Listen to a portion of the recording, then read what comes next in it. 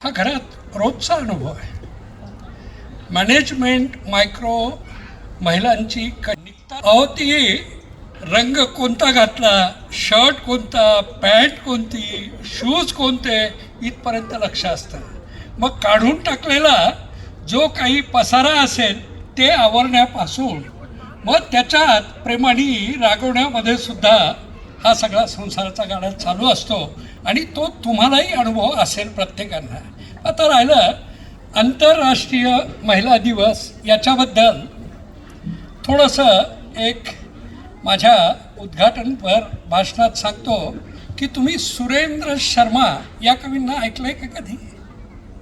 ते 4 लाईना करतात आणि आपल्याला ऐकून खूप हसू येतं, परंतु त्यांच्या चेहऱ्यावर तो कुठलाही एक्सप्रेशनचा भाव नसतो.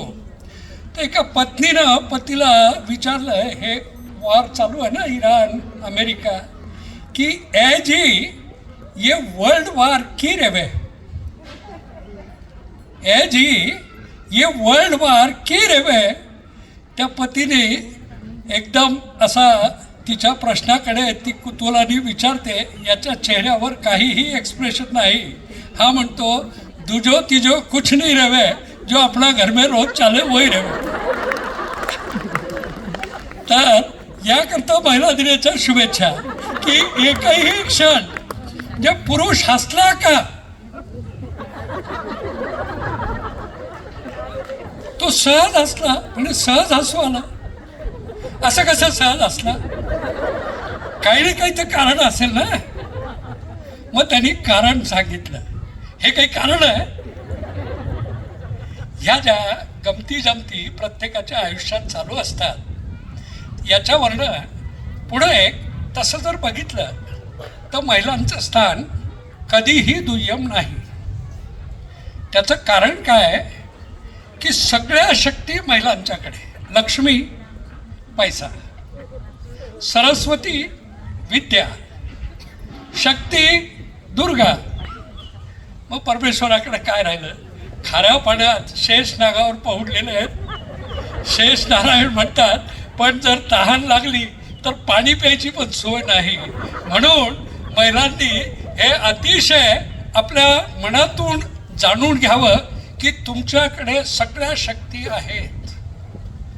अशा उत्सवातून, फक्त वर्षातून नाही, आज माझ्या मते हा आपल्या स्वतःला आत्मपरीक्षणाची घडी असावी असा हा दिवस आहे.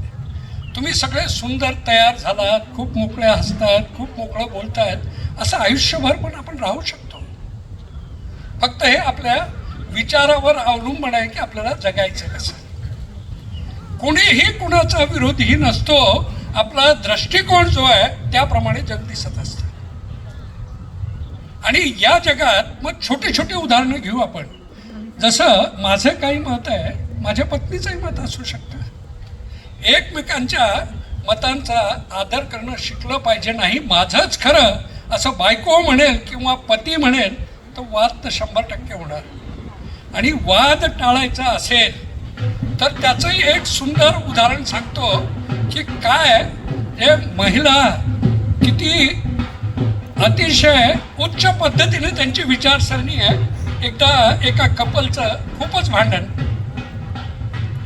त्यांना कोणी सांगितलं की तुमच्या भांडणाचं समाधान इथे साबरमती या आश्रमात बापू आहेत, त्यांच्याकडे जर तुम्ही गेले तर कदाचित तुमची जी काही समस्या आहे त्याचं समाधान होऊ शकेल. हे दोघेही कपल त्यांच्याकडे गेले.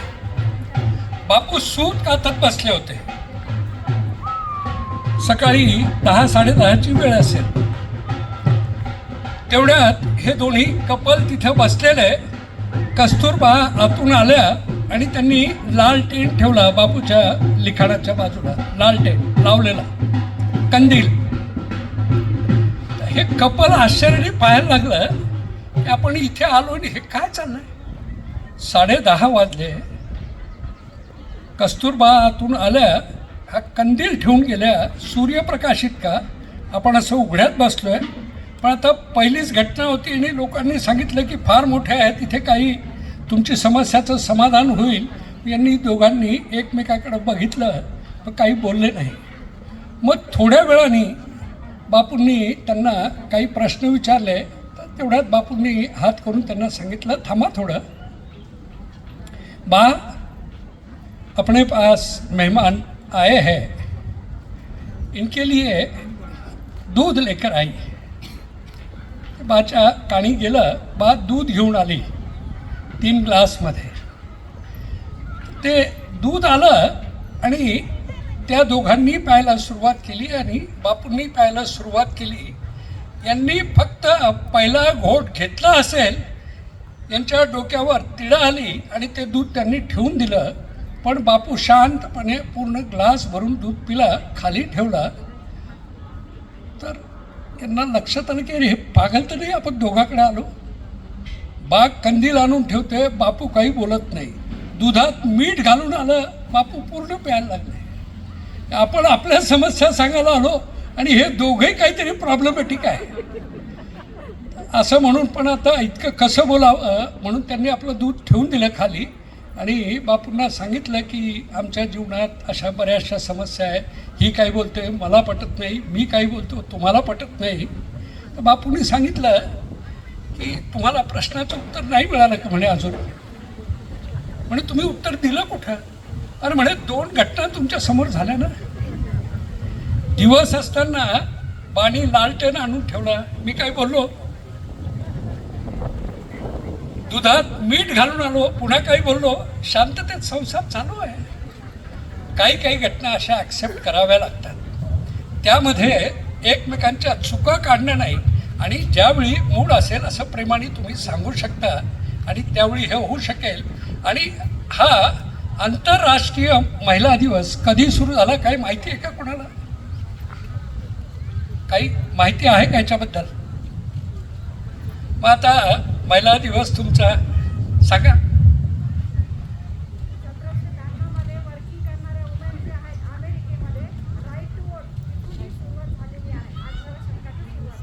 करेक्ट.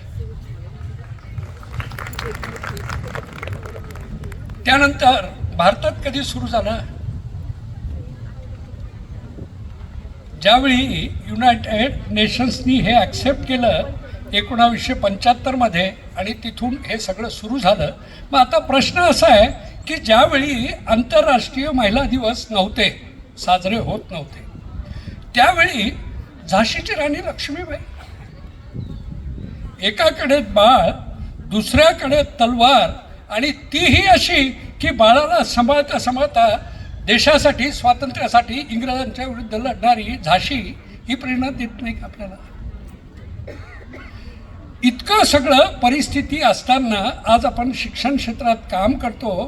परंतु त्या काळामध्ये सावित्रीबाई फुलेंनी त्यांच्या अंगावर दगड टाकणारे माती फेकणारे पुण्यामध्ये पहिली मुलींची शाळा सुरू केली. आज आपण कुठल्याही खेड्यापाड्यात जातो तिथे महादेवाच्या आकाराच्या बारव आहेत आणि खूप असे सुंदर सुंदर मंदिर आहे. कोणी निर्माण केले. होळकर, अहिल्याबाई होळकर ह्या प्रेरणा देणाऱ्या अतिशय सुंदर सुंदर चरित्र आपल्यासमोर आहे.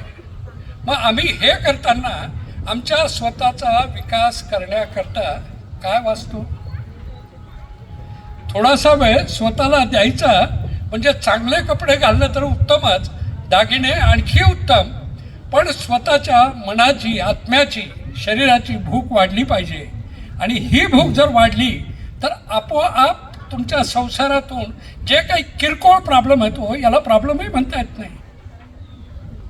काहीतरी झालं म्हणून एकदम टोकाची भूमिका घ्यावी किंवा काहीतरी व्हावं. आणि दुसरी गोष्ट मॅडम बोलताना बोलल्या की सेफ प्लेस बघावी लागते, हे सगळं बघावे लागतं. हे अगदी योग्य आहे वर करणे. परंतु मी म्हणतो की इतकी शक्तिशाली ही नारी आहे की जर 4 जरी आले तर चौघांच्या विरुद्ध सुद्धा ती भांडू शकते. इतकी शक्ती तिच्यात काय येऊ नये. भीते का ती. तुमच्याकडे तुमचं तोंड दिलं परमेश्वराने, हात दिले, असं काही जर झालं कुठे ना कुठे ज्या काही वाईट घटना घडत असतील त्यामध्ये महिलांची सुद्धा मूकसंमती असेल अशाही काही घटना असतात. म्हणून मी म्हटलं की माझ्या दृष्टिकोनातून माझ्यासाठी हा आनंदाचा क्षण आहे. आणि जसं मॅडमनी सांगितलं की आम्ही पुरुषांना इथे बोलवत नाही, पण आम्ही काय करतो याच्यासाठी बोलवलं. पण माझी मॅडमला विनंती आहे की तुम्ही अशा कार्यक्रमात पुरुषांना सुद्धा बोलवा, त्यांचाही विचार, कारण शेवटी भूमिका बदलायची आहे. सगळ्यांना स्वातंत्र्य पाहिजे, सगळ्यांना व्यवस्थित एकमेकांचा आदर करायला पाहिजे. आणि त्यावेळी महिलांनी आपापल्या पतींच्या मार्फत आपापल्या मुलांच्या सोबत अशा कार्यक्रमाला जर हजेरी लावली कुटुंबाची, भले आज 500-600 रुपये असतील, आणखी 3000 कुटुंबासाठी खर्च करून असं या, त्यांच्याही लक्षात येईल की माझ्या पत्नीच्या मैत्रिणी किती विद्वान आहेत, कशा पद्धतीने जगतात. एकमेकांचं बघून सुद्धा माणूस आजकाल कुणाच्या घरी जाणं येणं सुद्धा बंद झालं. जर आपल्याला कुणाचा फोन आला की सर तुमच्याकडे यायचं, खोटं बोलतो आपण, मी घरी नाही आहे, तुम्ही नंतर वेळ घ्या. आणि आधी दरवाजे उघडे असायचे आपले, आणि दरवाजे पण कसे होते ते एकमेकांना भेटायचे, 2 पट असायचे. आता एक आहे लॉक इन, हे सगळं बंद झालं आहे. मग ही भूमिका, यात महिलांचाच रोल जास्त आहे. यात महिलांचा रोल जास्त आहे की जर तुमचा पती असेल आणि लहान मुलं असतील किंवा मुलगी असेल, दोघांनाही सारखं शिक्षण देऊ शकता तुम्ही. त्याला पोळ्या बनवणं सुरुवातीपासून शिकवू शकता. फक्त मुलीलाच का, त्यालाही सुरक्षा देण्यासाठी जर अशी तू छेड काढू नको, काही नको. काल तुम्ही कलेक्टर साहेबांचं भाषण ऐकलं. कलेक्टर साहेबांनी सुद्धा सांगितलं की 7च्या आत घरात फक्त मुलीच का, मुलांनाही सांगा तू घरात ये. मग हे संस्काराचं वय ज्यावेळी असतं ते संस्कार देण्यासाठी आपल्याला वेळ आहे का? कारण आई, माता, भगिनी ही संस्कारक्षम आहे का, याच्याबद्दलचं आत्मपरीक्षण आज आपल्याला करावं लागेल. आपण काम करतो, 4 वाजता उठतो की 10 वाजता उठतो, परंतु आपलं कुटुंब आपण एकत्र ठेवू शकतो का, ही जबाबदारी कोणाची आहे? याचा अर्थ महिलांनी सगळं करावं आणि पुरुषांनी वेगळं व्हावं असं माझं बिलकुल म्हणणं नाही. परंतु घरामध्ये दोघेही, आता आणखी एक जे समाजात चाललं आहे तेही सांगतो, आणि त्याची जाणीव कदाचित तुम्हालाही असेल. प्रत्येकाचा अहंकार इतका तीव्र झालेला आहे. मी पण कमवते, हा म्हणतो मी काय बाहेर असंच फिरायला जातो का, मी पण कमवतो. अरे पैसा हे एक साधन आहे तुमचं जीवन सुंदर करण्याकरता. पण पैसा दोघंही कमवतात म्हणून दोघांनी एकमेकांच्या विरुद्ध भांडावं आणि मुलांच्यावर असे संस्कार द्यावे, हे योग्य आहे का? मग अशा वेळी दोघंही, कारण की आपली कुटुंब व्यवस्था जी होती, ह्या कुटुंब व्यवस्थेमुळेच भारत जिथून सोन्याचा धूर निघत होता असं आपण ऐकतो, कारण ती कुटुंब व्यवस्था होती. कुणी काय करावं आणि काय नाही. मी माझ्या आयुष्यातला एक किस्सा सांगतो. नवीन जावई म्हणून माझ्या सासूरवाडीत मी गेलो.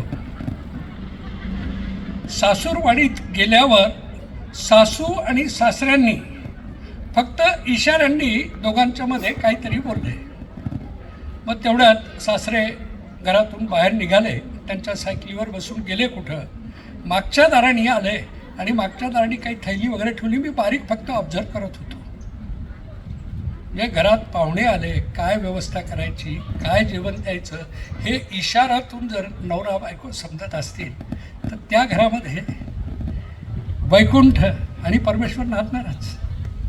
मग सर्वात आधी सुरुवात आपल्याला ही करायची की स्वतःचा एकदम चांगल्या प्रकारे विकास होण्यासाठी आपण वाचन करूयात. आपल्यामधला असलेला राग द्वेष आपल्याला काढता येतो का ते बघूयात. आपल्या कुटुंबाला, बरं दुसरं, चूक माझी की तुझी हे कशाला ठरवायचं?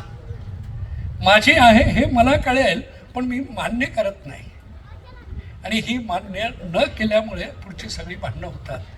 जर आपल्या आधी आपण देशाचा, राष्ट्राचा, जगाचा विचार करू, परंतु सगळ्यात आधी आणखी एक उदाहरण द्यावंसंच वाटतं की जिजाऊ छत्रपती शिवाजी महाराजांना बालपणापासून राजे आपल्याला हे करायचं, राजे आपल्याला ते करायचं.